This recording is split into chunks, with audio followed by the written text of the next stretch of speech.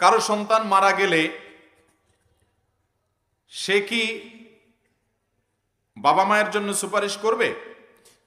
যদি কারোর সন্তান মারা যায়, ছোট বাচ্চা মারা যায়, নবী করিম সাল্লাল্লাহু আলাইহি সাল্লামের হাদিসের আলোকে তার জন্য দুটি সুসংবাদ আছে।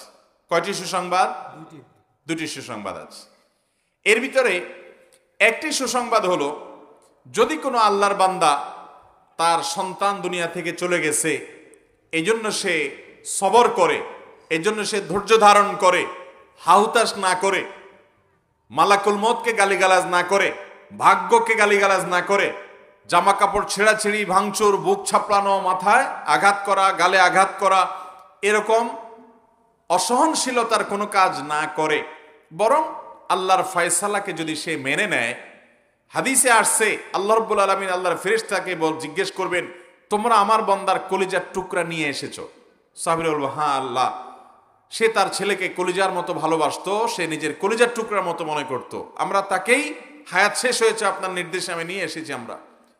আল্লাহ রাব্বুল আলামিন তখন ফেরেশতাদেরকে বলবেন যে আমার বান্দার প্রাণাধিক প্রিয় তার সন্তানকে তোমরা নিয়ে এসেছো, তার কলিজার টুকরা তোমরা নিয়ে এসেছো, তার মৃত্যু হয়ে গেছে, সন্তান হারানোর পর আমার সন্তান, আমার বান্দার অবস্থান কি?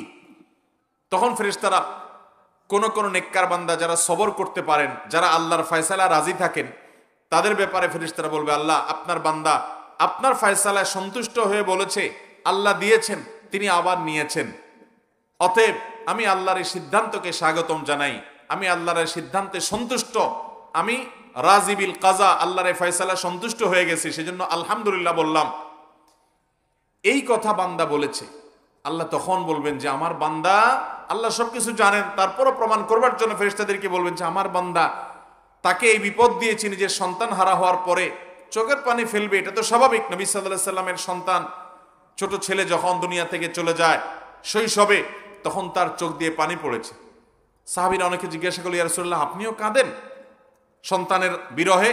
নবী সাল্লাল্লাহু আলাইহি সাল্লাম বলেছেন, হ্যাঁ, এটা তো খুব স্বাভাবিক যে আপনজনের বিদায়ে মানুষের কষ্ট হবে, চোখের পানি আসবে, কিন্তু মানুষ বেসবর হবে না, মানুষ আল্লাহর প্রতি অধৈর্যশীল হয়ে কোনো কুফরি কালাম বলবে না, আল্লাহর ফয়সালাকে মেনে নিবে।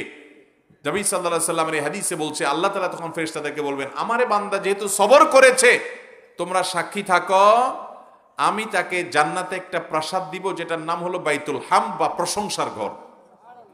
যেহেতু সে আমার প্রশংসা করেছে, তাকে আমি এরকম একটা মর্যাদা দিব, যে মর্যাদাটার নামই দেওয়া হবে প্রশংসার প্রাসাদ। এক। আর দ্বিতীয়ত, যাদের ছোটবেলায় ছেলে মেয়ে মারা গেছে, সন্তান হারা হয়ে গেছেন, ছোট ছোট সন্তান দুনিয়া থেকে চলে গেছে, তারা সবর করেছেন। অনেক ভাই বোনকে আমরা চিনি যে 2-3টা সন্তান দুনিয়া থেকে চলে গেছে, একজন গেছে, আরেকজন গেছে, কয়েকজন সন্তান হয়েছে, সবাই মারা গেছে।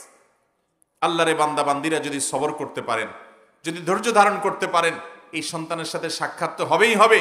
সেই সাথে নবী আলাইহিস সালামের অন্য হাদিস থেকে আমরা জানি যে এই সন্তান কিয়ামতের দিন তার এই বাবা মায়ের জন্য সুপারিশ করবে আল্লাহর কাছে।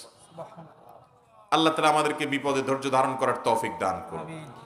অনেক সন্তান বেঁচে থেকে আপনার জীবনে যা অর্জন হবে, আল্লাহ তাআলা তাকে যদি নিয়ে যান, আপনার জীবনে তার চেয়ে বেশি লাভ অর্জন হতে পারে। এজন্য ঈমানদার কোনো বিপদে অস্থির হবে না। আমি যেটাকে বিপদ মনে করছি সেটা আমার জন্য নেয়ামত হতে। অতএব যাদেরকে আল্লাহ তাআলা এই পরীক্ষায় ফেলেছেন যে সন্তান দুনিয়া থেকে চলে গেছে, আল্লাহ তাআলা তাদেরকে সবর করার তৌফিক দান করুন।